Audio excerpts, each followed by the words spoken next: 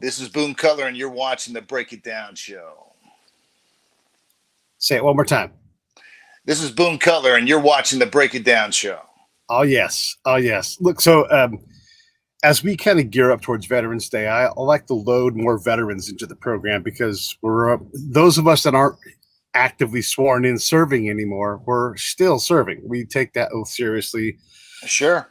Continue to lean on problems and continue to provide our expertise. Yesterday, Colonel Jingaleski, who's still in, and I talked in a ranging conversation about the complexities of foreign policy and how we deal with problems, and also not get into shit we don't need to get into. Like explaining how complicated Turkey is, because it's part Middle Eastern, it's part Europe, it's part Asia, and if it goes anywhere else, it's in Africa. It's this complex place that it doesn't abide simplistic thought and simplistic approaches. And so maybe you don't want to get into it at all. Maybe you have to get into it because we're the big dog. So we talked about a lot of these things.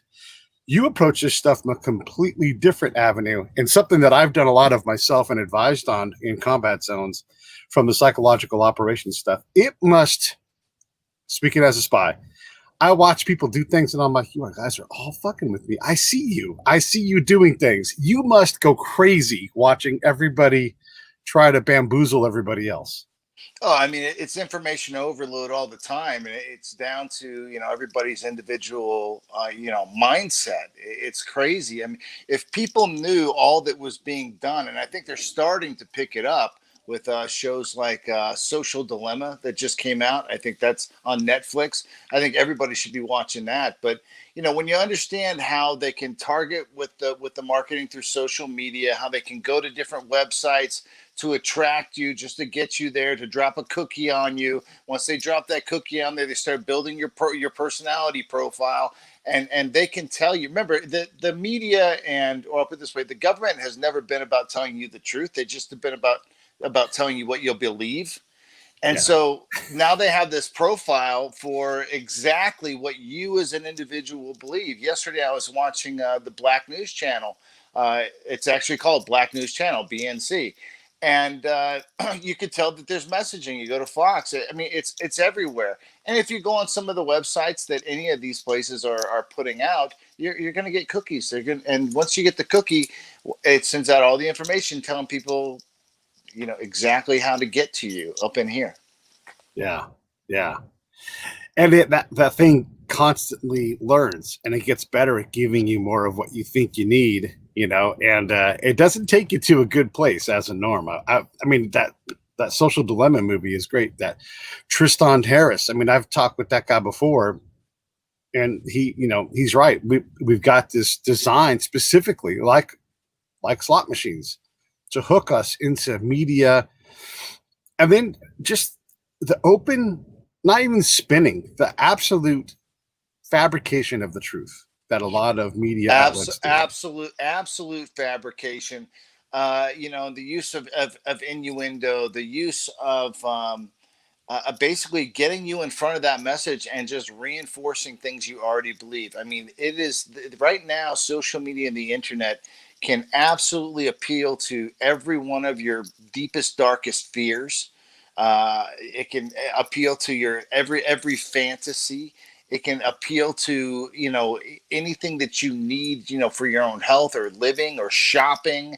It's literally got all of it, and so it's going to give you whatever you ask for, whatever you're interested in and you're searching for and you're buzzing around. It's going to give you. It's going to saturate you with it until it owns you.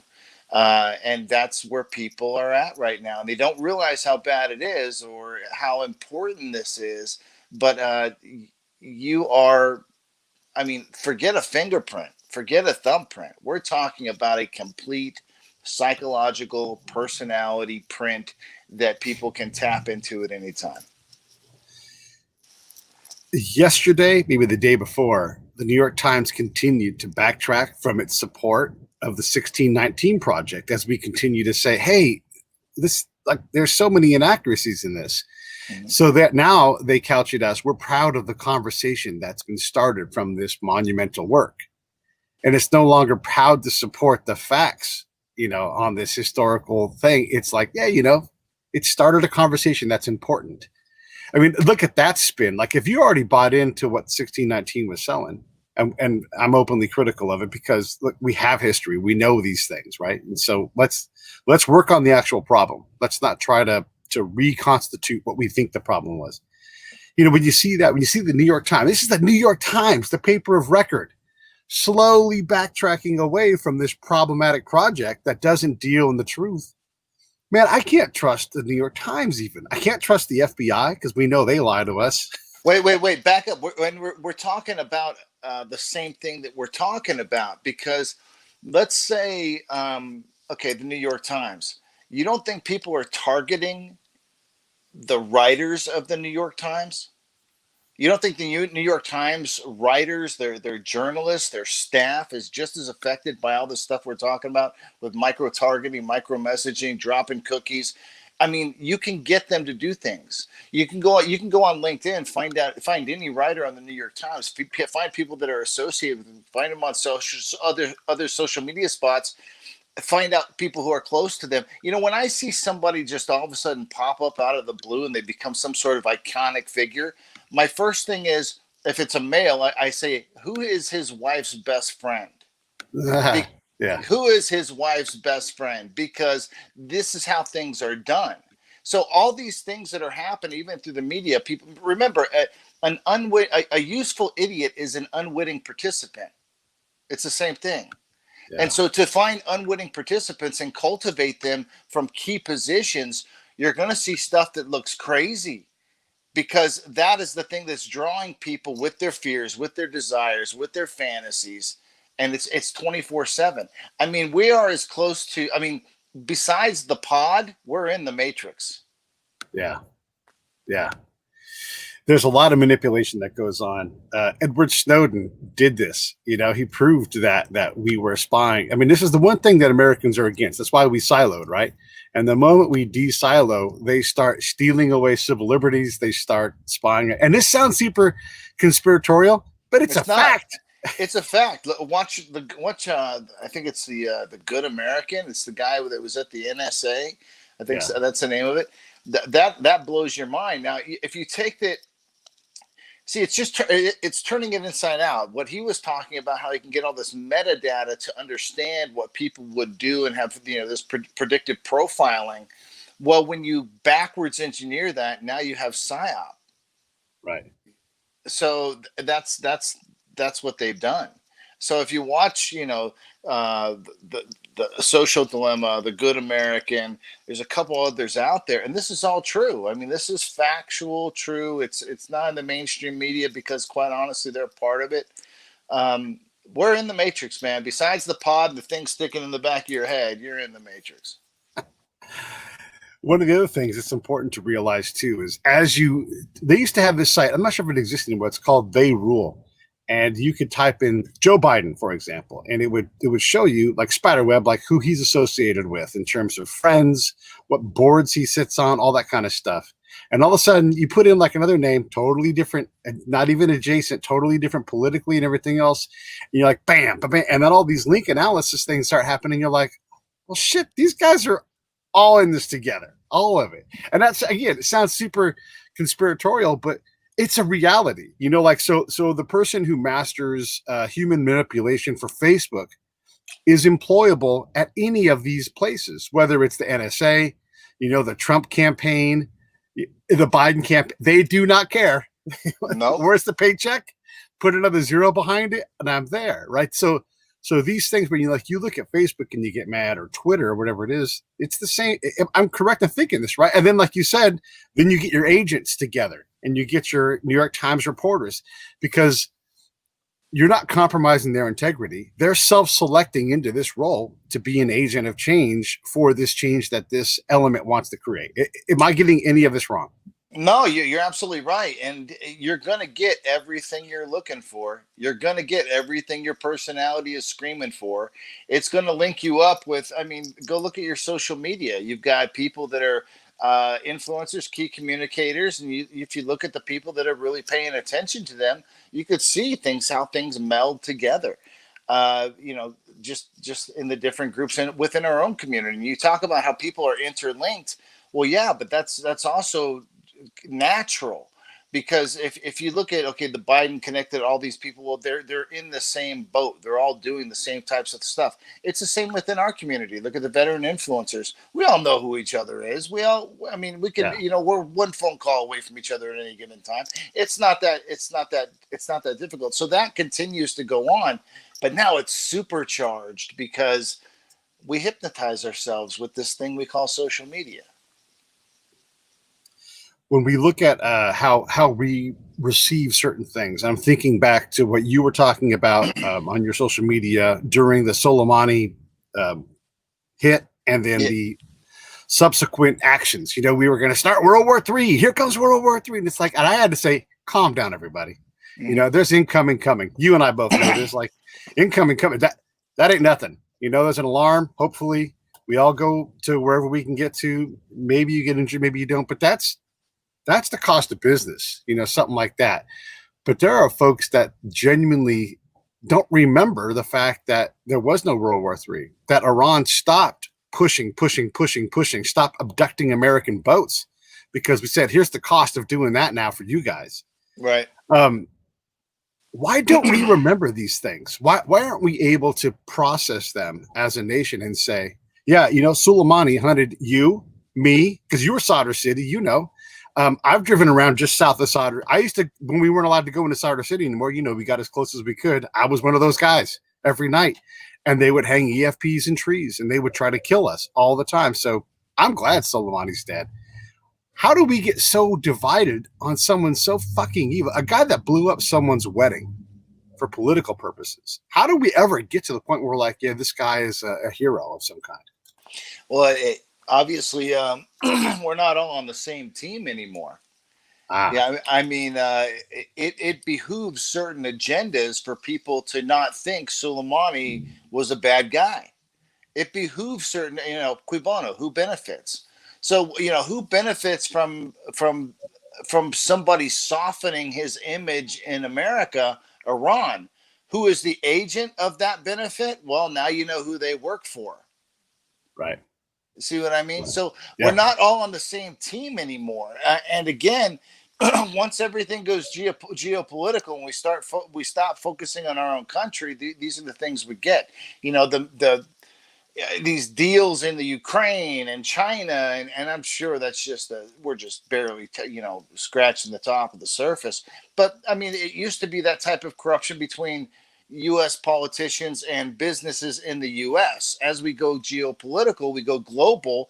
It's going to be the same thing is going to occur. It's just going to be on a different and bigger paradigm. What do we do about all this stuff? How do we get on the same team? I mean, I'm, Sebastian Younger gave me the tasking that guys like us, we're supposed to gather Americans in the middle. And, the middle's terrifying. That's why we can do it. But folks don't want to get in the middle. They want to fucking separate, and they want to not be on the same team. What do we do about that? Can we do anything about it? Well, I think the first thing that we have to do all the way around is get over the cognitive dissonance. We may have lost a couple generations already, to be honest with you.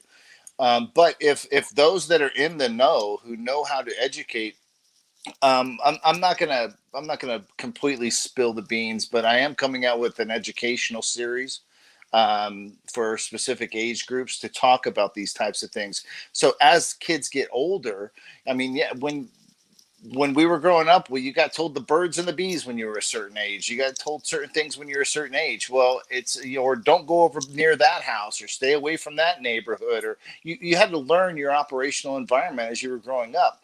Now we have a different operational environment for kids that are growing up, and they become very susceptible to all the messaging and all the psychological operations as they grow. So what we have to do is make sure that we're teaching them at a young enough age to be able to identify and see what they're looking at when they are seeing that manipulation, so they are not manipulated, so they do understand, you know, how to compare and contrast things and make decisions independently.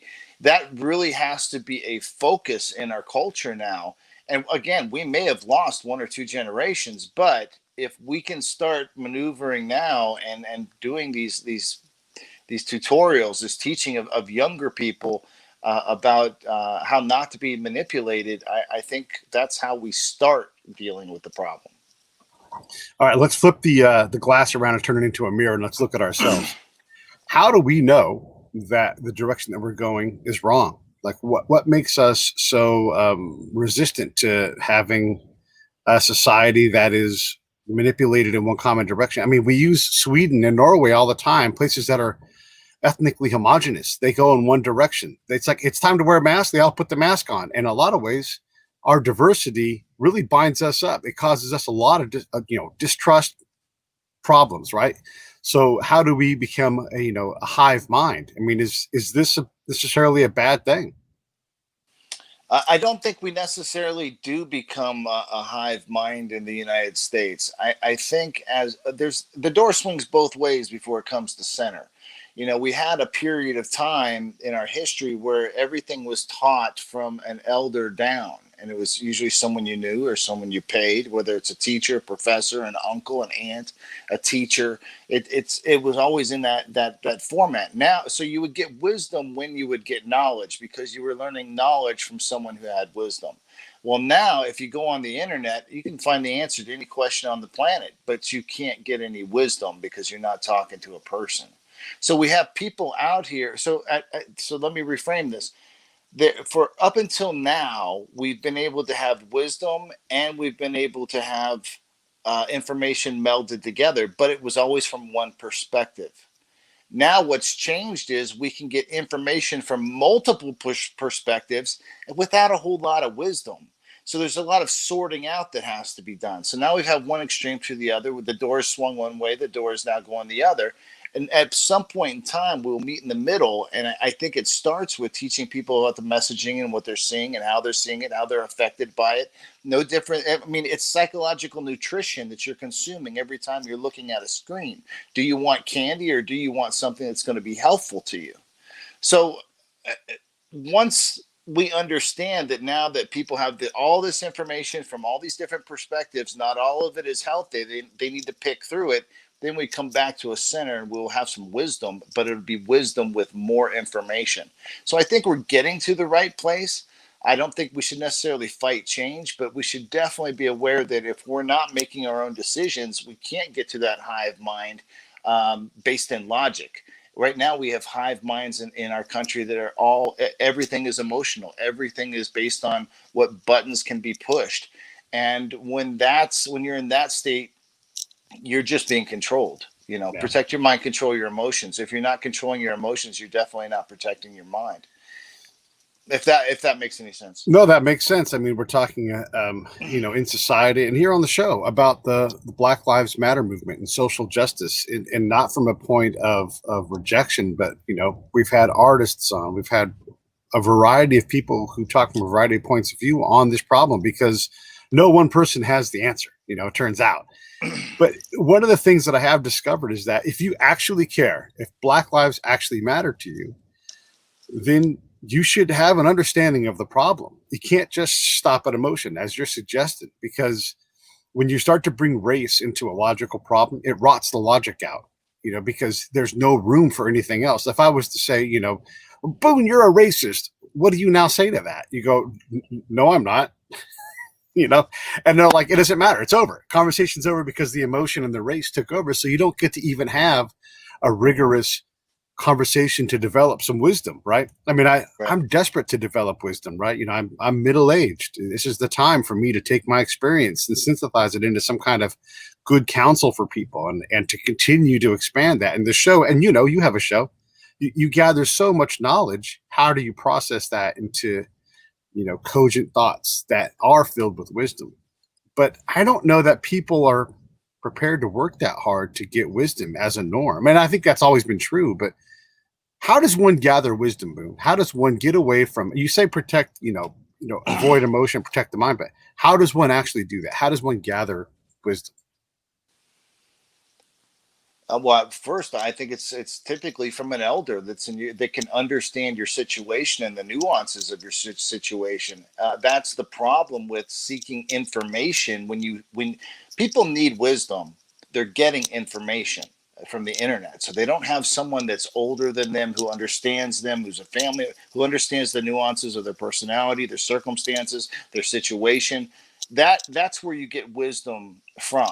You can't get that, and so we're missing our eldership in our country right now. We're missing eldership. Young people don't think they even need old people, because why do I need them? I can just type in my question in the internet, it tells me my answer. That's all I need, and I don't need more than that. So they don't get the lecture, they get the sound bite. They get something that's big enough you can put into a text. When they're looking for wisdom, wisdom comes with a lecture. I'm sorry, it does. Every time it comes with a lecture of some sort, whether in your own mind when you get the aha effect, or someone standing in front of you. If you're trying to get wisdom from social media, from the internet, it's going to be very, very difficult. It's going to be very confusing. Like I said, you're going to get information from a lot of perspectives, but you're not going to get the wisdom that you're necessarily looking for. And we got to become wise enough to figure that out, and wise enough to understand, yeah, if I'm trying to figure out how to replace a bumper on my car, I can go to YouTube. But if I want to figure out how to find a wife, I should probably talk to somebody who's done it well. Right. Yeah. No, you're right about that. I saw a meme, and again, we can't be driven by memes. We have to be more rigorous than that. But basically, it said, basically it was suggesting that you should have a mentor who's in their 20s.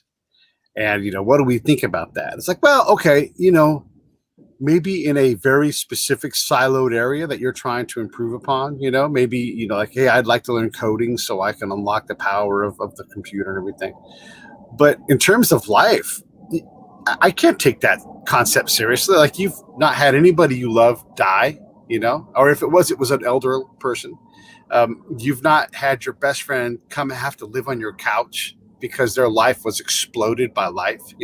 All of these things, these tragedies you have to go through to go, I don't know the first thing about anything. I'm just going to do my best. This person is trying to do that. I mean, how many people think that everybody is, for the most part, trying to do their best, and that's a lesson of experience, so we get these things where these concepts of, only young people are smart and adaptable. I'll take you and I right now. We don't have to even worry about it. You and I know that if we went to a combat zone, an exceptionally dangerous place, you were going to do your PSYOP thing. I was going to do my spy thing. And we brought some 21-year-old kid with whatever skills they had. You wouldn't be worried about me. I wouldn't be worried about you. We'd be worried about that kid and their ability to be wise enough, to be adaptable enough to deal with the hard ass shit that you have to deal with. Yeah. And we talk about younger people they're so pliable. They're so pliable. Well, pliable and resiliency sometimes aren't the same thing, and I don't see the resiliency, at least I don't see it in the way that I've seen it in the past. And it could just be me, but obviously things are going to change. The things I see right now, like, okay, how do we fix some of because if we don't change this trajectory, we're going to really be in the matrix. I mean, it's never going to change. So, but it will change, because people are going to get wise, and they're going to understand how they're being manipulated, and then they're going to work that into their conscious mind, and be able to sort things out. I just think it's going to take time. And first thing, like you said, you have to identify the problem. And right now, most people, by and large, have not identified this as a problem. One of the other problems is we want to take on all of these problems. We BLM is a great example. I'm going to get emotional. I'm going to get upset about it. I'm going to argue about it. Yeah, but do you actually care? Do Black lives actually matter to you? Will you take the time to actually know who Dylan Noble is? Well, who's Dylan Noble? Well, there we go. If Black lives matter, if this cop, scenario is true, you should know who Dylan Noble is, because it creates problems for the argument, right? And it's okay to say, I know there is suffering in Syria, and I have empathy for that, but I just don't have the time to deal with it, or I care that there are wildfires all over California, but what am I going to do about it? I live in Iowa. I empathize, but I have no energy for that problem. And it's okay to say that. We're so afraid to say, that we don't actually care. We're so afraid of that. Like, do you actually care about Iraq? Do you actually care about Kurds? Can any of you name one Kurd? Do any of you know that Kurdistan is not an actual country? Or do we just want to complain about Donald Trump? I mean, these are things, Boone, we can't be distracted by these things. We got to pick the one or two things that we really care about and put our energy into it. Yeah, I mean, if you're going to take a Bible reference, it'd be First Corinthians 12:12. You know, the body's made up of many parts. And so, the hand doesn't necessarily care what the eye sees. The hand is doing its job. It has to care about what its job is. And we don't all have the same job. We don't all have the same purpose or mission here. So we have to work together. You've got yours, I've got mine, and together. But nobody's an expert on everything. Nobody could possibly, invest themselves into everything. It is not possible, but we're afraid to say that we can't or we won't because they know we're a bad person. We don't care. No, I heard a great thing the other. What's that? It's just pragmatism. I mean, it's just yeah. we're losing pragmatism at a pretty quick rate. I like to play the practical advocate as opposed to the devil's advocate, because the practical advocate, I think, is a better way to approach these things. The practical advocate's like, can we actually? What does it take? You want to have a pod? You've got a podcast. I got a podcast. The practical advocate would say, yeah, but every day, what can you do for your show? Well, I don't have time for that. Well, then you probably shouldn't have a podcast. The practical advocate says, if you can't exercise every day, what can you do? Well, I can do 100 push-ups a day. Okay, great. Do that and build from there. That's the practical advocate, Right. But we don't like to look at what we have to do nonstop. It's boring to do 100 push-ups a day. It ain't that hard, but it's fucking boring. And it takes that grit that we all talk about, that gonus, the desire. Mm-hmm. And day-to-day things, man, they're pretty fucking boring. That's true. They are boring, and picking up new things takes consistency. Now you're breaking down into something that we both know very well is discipline. Mm-hmm. Where is the discipline? In order to do things you don't like to do, you have to be disciplined on some level. And there's, again, in our society, I hear this beckoning loud message that says people don't want to be uncomfortable. Well, it's kind of unrealistic. And I think, whether it's uncomfortable with bills or uncomfortable with just being challenged on your beliefs and having to stand up for yourself, being uncomfortable about whatever. I mean, we've made words punitive now. It's not just the words aren't just distasteful. They're punitive. They can get you hurt. They can get you put in jail. A lot of things can happen to you over words these days. Where does this stop? Where does this slippery slope stop? I'm kind of losing track of my thought, but I just think that we really need to think things through, because it's going to be hard to get back from this. We got to work with the kids. People who are smart on the situation need to start interfacing with kids and saying, hey, listen, guys, don't be the fool. And this is what the fool looks like. There used to be, when we were growing up, it was sticks and stones may break my bones, but names will never hurt me. Not today. Yeah. Not today. Where's the resiliency again? I see people being pliable, but I don't see the resiliency. Yeah, I hear you. Another thing too is we're sort of overall bad judges of what's important for us, for our goals. Like, who are you? What do you do? And then where do you need to spend your time? Because, the stoic in me is like, hey, if you worked 95% harder at being a more resilient, capable you're not going to have that much time for fucking with other people's problems. You're just going to work within your sphere, your circle. And when you get resolute enough to be able to withstand most things, then you can reach out to that person next to you. And stop trying to solve these big impossible problems and just get to these everyday, reliable, incremental amelioration type things that you can I can go out and I can pick a homeless person and I can say, anytime you want a meal, that Del Taco over there, they're going to give it to you. And I go to that manager of that Del Taco and I say, if this guy right here, Kevin, if he ever comes over here, give him a taco and a Coke and some fries. And when you get to $100 on the tab, let me know. I'll send the money over right away. That's just a small thing, but you literally would feed a guy. You can do that. That isn't hard. In the time it takes to do that, you could do 5 different long-winded Facebook posts about some shit that you don't know enough about and aren't going to change anybody's mind anyhow. True. all valid. Some stuff I could do myself on that forefront too. Yeah, I had a guy. Had a sign that said "homeless veteran need help," and I pulled up, and I was at a light, and I'm like, "Hey, man, what's up? What do you need?" I don't care if he's lying. I don't start there. Oh, he's lying. I don't start there. I start with, "What do you need? How can I help?" Man, you know what? A pair of socks would be great. Well, fuck, I got socks. Hang on. Do you mind if they're a little dirty? No, I don't care. I just need socks. Bam, socks right there, side of the road. Mm-hmm. You know, if the guy's lying, I don't care. If that's his hustle is to say, you look at his feet, you're like, that guy needs socks in an instant. Just stop and look around. There's plenty of people in need. I want to get into your charity next. This is sort of my transition, but why are we so hard on people who are desperate for help? Why do we, if someone is an alcoholic and they're on the street and they use drugs to survive, why are we sweating them access to the money that they need? That's like not feeding them. It's horrible to say, but someone who needs drugs to live, like, yeah, you're going to have to just go ahead and go through withdrawals. It's callous. We can help a person out. Like, do you want food or do you want booze? I want booze. All right, great. Here you go. I can't fix your problem, but I can give you this one little bit of help. Everybody's got to come around. The whole homeless thing, that's a other topic for me, because there's so many of them, that there's so many people that are homeless that have brain damage, that we could resolve and make and get these people off with stem cells.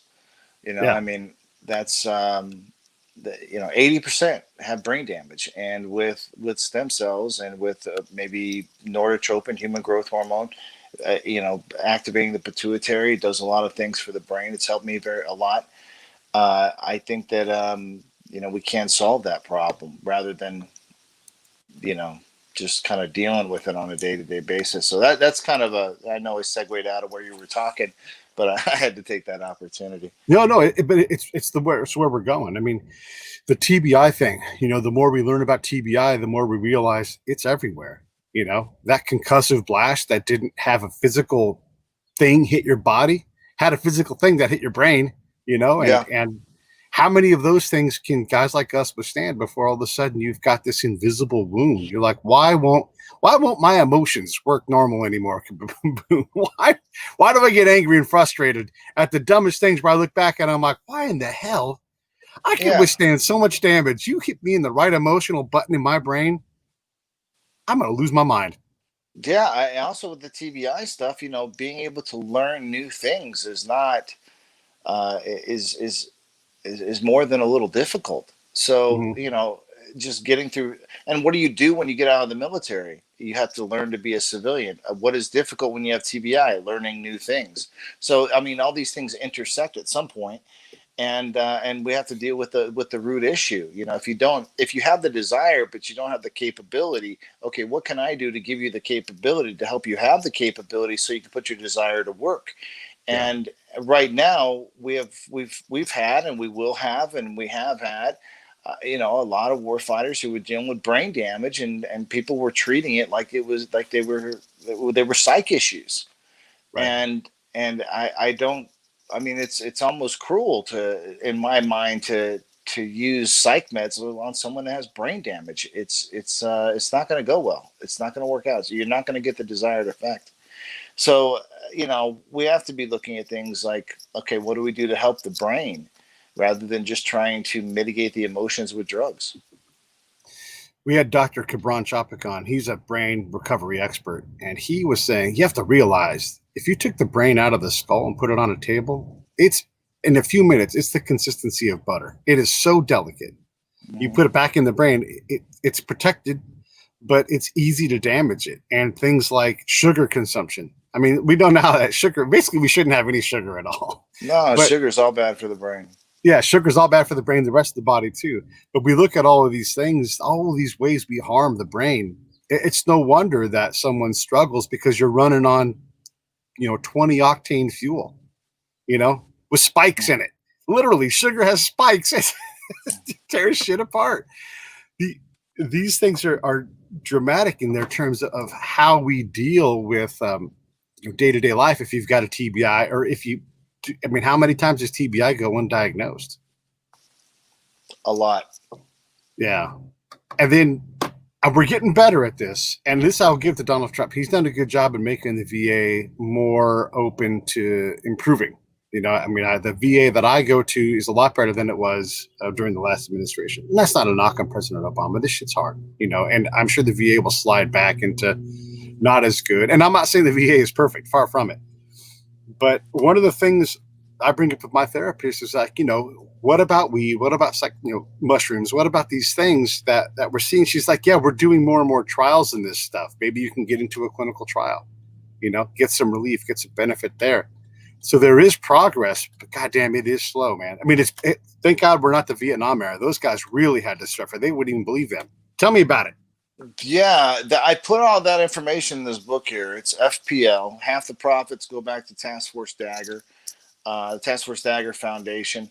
But it's exactly what you're talking about. It's the stuff, through the years as I've had to deal with my injuries and problems. I talk about all the stuff that I tried, all the stuff I did, all the stuff that worked, all the stuff that didn't work, all the stuff that still works. And it ends up being a roadmap for people, and so like you and me and a lot of war fighters. Um, so that's how we can kind of get through it, and it's small enough. I wrote it TBI friendly. I wrote it actually in verse, if you can see it, like Sun Tzu. So it's very, you can keep track of it. It's very easy to read. It's small. You can get through it in about an hour, but by the time you get through with it, you have a reference for all the things that we're talking about right now. And then also the book also encourages people to come up with their own functional, personalized lifestyle based upon things that work. So this is, the conversation is happening. We're talking about this stuff, but we also have to talk about the fact that there's been so much stuff that hasn't worked. Like again, I say stem cells for shell shock. When we originally called it shell shock, that's what it was. The brain was damaged from the concussive impact from explosives. From there, you have central sleep apnea. Central sleep apnea ends up affecting the heart. Now you have soldier's heart. So that's how soldier's heart comes from being shell shock. These were all the right terms. We just didn't have the science behind it when these terms were used. And at some point in time, we slammed it on to a psychiatric diagnosis and called it PTSD. And then nobody dealt with the brain anymore. They dealt with behavior, but behavior is only a small portion of everything that's going on when you're having brain damage issues. We had a kid die in a patrol one day. Wasn't a mark on him. He got killed by the concussion of the blast. And maybe he had some congenital thing. I never found out, but sure shit, sitting there dead as hell. Like, hey, why didn't he come out? We went and looked and it was already too. And maybe it took us 10 minutes to figure out that he wasn't in his spot because, an IED is chaotic. Yeah. But yeah, I mean, that's how delicate someone can be. This is a young, healthy person 1 minute, and the next minute, literally no metal object hits him. And he's gone. This is what happens. And so if you get 10% of that, what does that do to your body? And if you get that, I mean, I don't know how many times you've been blown up, but is it 10 times? Is it 20 times? Is it 2 times? Is it one really big time? Exactly. I was one time. Yeah. Yeah, you get 40% of that hit that kid took. What did you do to your brain, your heart, your lungs? What kind of damage did you take, from that blast wave? And like you said, we had good names for it before. Now we're calling it PTSD and all these other things. Yeah, we've completely convoluted the whole issue, and as a result, there have been a lot of people that have come back from war that have been put on psych meds, made them more suicidal. They've died, or they've just completely lost the will to do anything, and now more sickness on top of sickness, and just the lack of desire to be healthy anymore because you can't do anything on the drugs. So, as your desire comes down, then it's even harder to give somebody the capability to overcome their situation, or at least show them the way. So this is my complaint. That's what a lot about this book is. It's about, let's really talk about what's working. Cannabis is working. Some psychedelics are absolutely working. There are not enough guys getting sleep studies, which is causing a myriad of problems. The burn pits are a real issue. We need to deal with these things. So it's all in one spot now. It's all in one spot, and people can read through that, and they'll be smart on the situation. They can make decisions for themselves. Yeah. And then for those that want to get the book, it's on pre-sale right now, right? On Amazon? No, it's live right now. You can get it on Okay, good. Amazon. It's called FPL Boone Cutler Protocols for Warfighters, and it's $9.99. It's cheap. Like I said, you can read it in an hour, and you've got everything in one spot. I'm putting it into the show notes now for anybody who's watching live.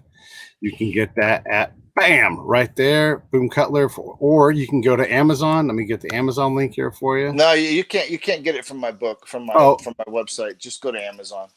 all right, my bad. Let me correct that then. Okay. Always Make trying to sure. drive traffic to the website, Boone. You know how No, it is. I appreciate it, and I don't. I never do anything with the websites.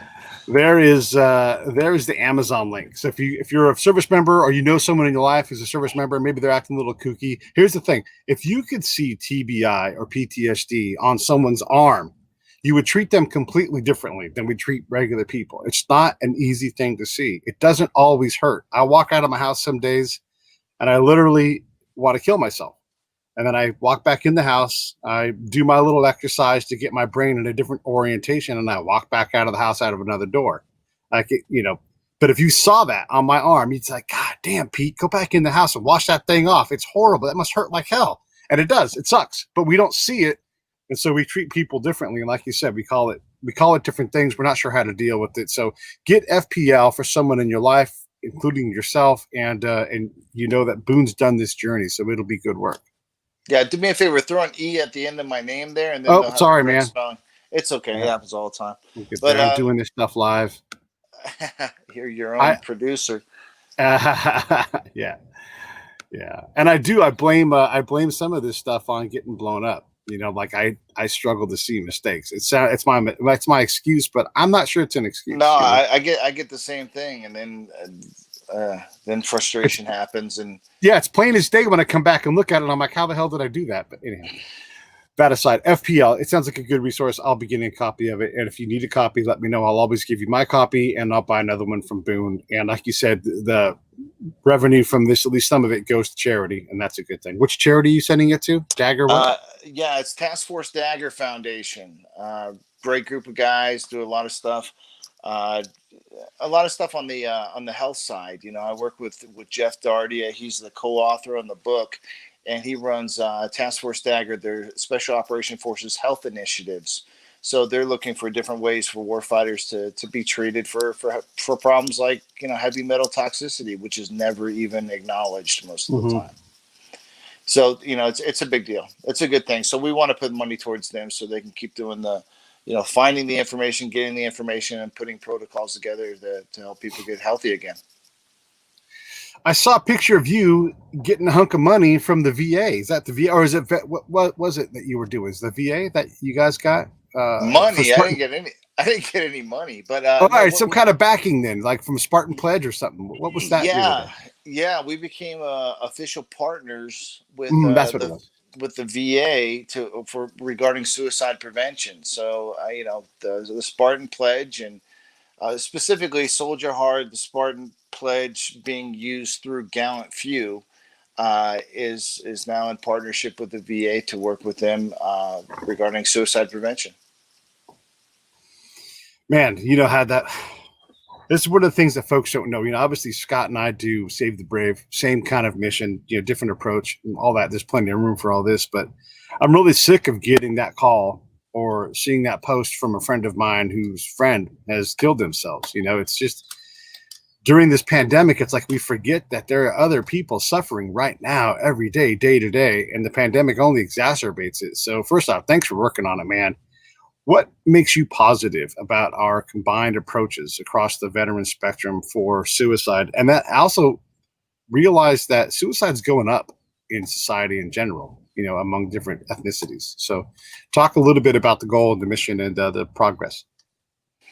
Well, what we do with the Spartan Pledge, basically brings self awareness to somebody, and it also it gives that outlet, because you take the Spartan Pledge. You don't take it because yourself, you might have a bad day.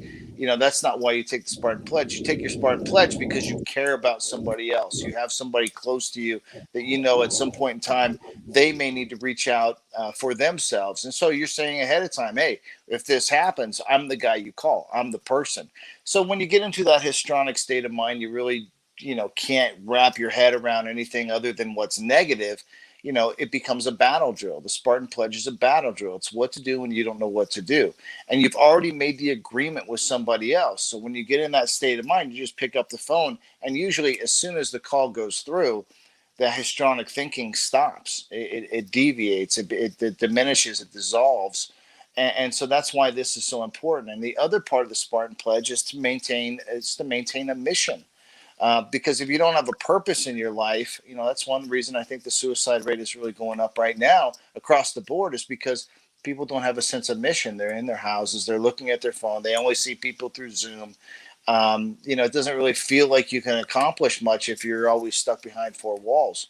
So, that's an issue. So we like to say with the Spartan Pledge, maintain a battle buddy and a mission, and everything else will work itself out. You'll find a way. Um, Good news, we've got some additional good news regarding the Spartan Pledge. It's now been modified for first responders, and there's a first responder Spartan Pledge. And just like for war fighters, there's a sword, a Spartan sword made from the metal of the wreckage from the World Trade Center. Now there's an axe and a first responder Spartan Pledge, and it's also made from the metal from the wreckage of the World Trade Center. So now we're saturating different areas. We're saturating first responders, and we're saturating warfighters. Wow, that's cool, man. That's super neat. How successful is it in terms of that? I mean, it's one thing to have a pledge. Someone very, very, very close to me attempted suicide recently, and I want them to have a Spartan Pledge. How does this work? How do I help this person that's been on the edge of the building before? And that's figuratively speaking, I'm not being exact here, but someone who you're passionate to help, but you can only do things like, let's set up a Spartan Pledge. What does it work, and how do you ensure that person, as much as possible, will actually pick up that phone? Well, I think the reason it works so well, I was asked if I could adapt it to junior high kids. And I said, well, first of all, they have to understand, what an ethos is. Because when you're making a pledge means nothing if a person doesn't have a personal ethos about themselves, the way they carry themselves, something they believe in. It just doesn't work because if you have no standards and you make a promise and you don't, then you're not going to keep your promise. So you have to start with a group of people that believes in living by an ethos. And what do we have there? We've got military and first responders, by and large, to serve a cause greater than self. So I think the Spartan Pledge works very well, and that's why it's so effective in our communities, because it's tailored for people who serve a cause greater than themselves. It's basically taking the warrior ethos and flipping it on its head. So that's why it's effective more than what you see, what they call suicide uh, contracts. Like you sign a contract with your doctor that says, "Oh, I won't Mhm. commit suicide." Well, that's anybody over something that has no ethos attached to it. A warfighter who's taken an oath, who understands what that means, who understands how Yeah. important that is, who understands the relationship with that other person that goes through similar difficulties in their experiences in combat. Well, now that whole paradigm changes. We're not talking about some innocuous signature on a piece of paper. We're talking about something people care about. And I think that's why the Spartan Pledge works in our communities. Can it be adapted to other places? Yes. Will it be as effective? Probably not, because they don't live by the same rules. So an ethos is a good thing to have if you're young and to try to figure out how to get one. How does a young person develop an ethos? I mean, how, like, they don't even know enough to know enough. What do they do to like, what That's does a that's parent do, to that. give their kid an ethos? Well, I think one, leading by example. We talk in the military about having a military bearing. I mean, parents have to have a parental bearing. When they're with their children, how they conduct themselves. I think ethos comes from that. Just like you have a military bearing as a non-commissioned officer, or even as an officer, you have to have a parental bearing to raise a subordinate to live by an ethos. It's really not that much different. My friend Cindy, we grew up together. She says, "How does someone like me, a mom, non-military, help with a Spartan pledge?" Well, talk about it. There's videos. I suggest you go on social media and find videos and share those videos and say, hey, if you know somebody out there who's in the military, or if you know a first responder, anybody who's struggling, share that information. You never know where it's going to land. And it usually at least makes people think. If even if you're not a warfighter or first responder, by reading the pledge, you go, oh yeah, I should just pick up the phone and call someone I trust. So everybody's affected by it as soon as they see it. So if you could just spread it around, that does a lot of help, and it usually lands in pretty interesting places.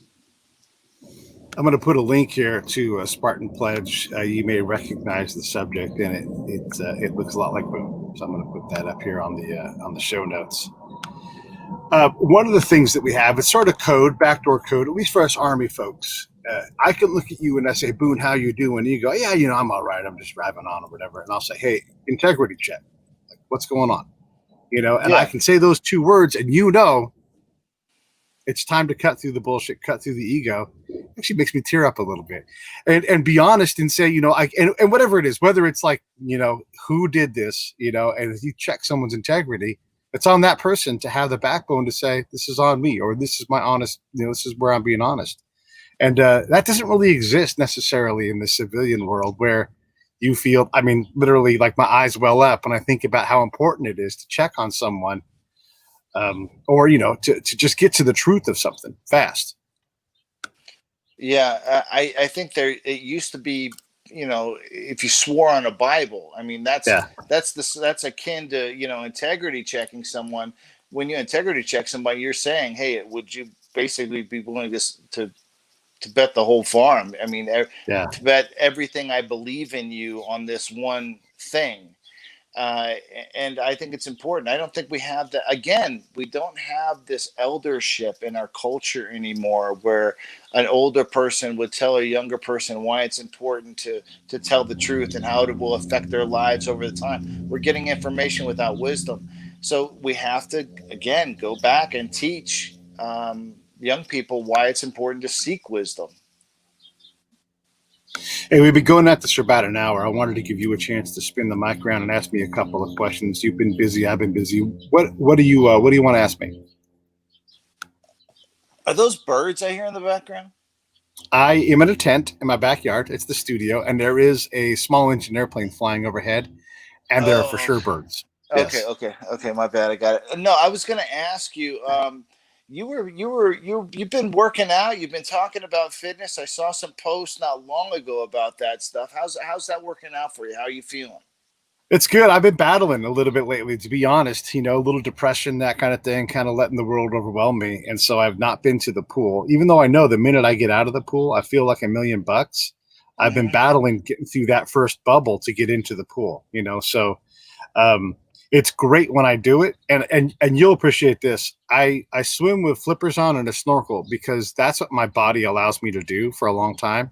Like if I Hmm. go out and I don't use flippers, I overuse my shoulders. And then, that already sounds pain. Right, And right. then when I don't use a snorkel, again, like by rotating my neck a bunch, it just gets my shoulders all activated bad. So, you know, even then in the pool, it's a compromise. And I can't let my ego get in my way, because if I overswim, I can go faster. But the point is to get the workout, to get the health benefit from it, not to be the world's greatest swimmer, because there's the Olympian swimmer names on the wall at my pool. So there's no being a superstar here. But that doesn't mean that I don't have to battle that monster all the time, where I'm trying to outperform myself and constantly get better. So the God's honest truth is I need to get back in the pool, and get back to swimming 3 to 4 times a week, because there's no way to feel bad. Like for at least 2 or 3 hours afterwards, you just feel like $1,000,000. It's just Hmm. no way around it. So I'm telling myself, telling everybody, get into the pool, whatever it is. And if you don't like your workout, try a different workout. Try the pool.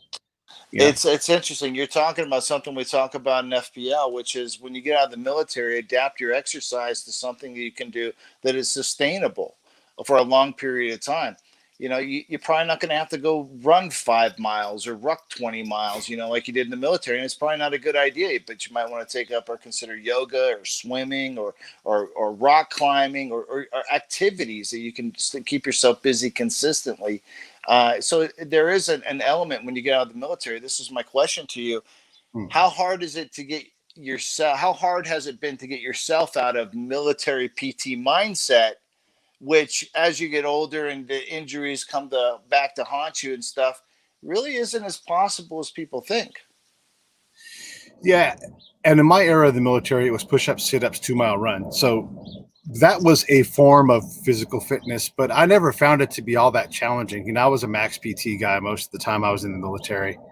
Um, I For me, it wasn't that hard to switch out of that because I was always an athlete. I always ran around. It wasn't really exercise. It was just like, hey, we're going to go, do PE for a little bit, maybe kick a ball once a week, that kind of thing. So I enjoyed it, but it was never for me like I understand, like, if you're like, God, I can never get over the hump of sit-ups, or I can never get that 2 mile run time down. I was the guy that would finish a 2 mile run, head back across track, grab someone and sprint them in, and then go across track and sprint them in. So it was never hard for me to do it. So getting out of that mindset and into something else wasn't really a problem.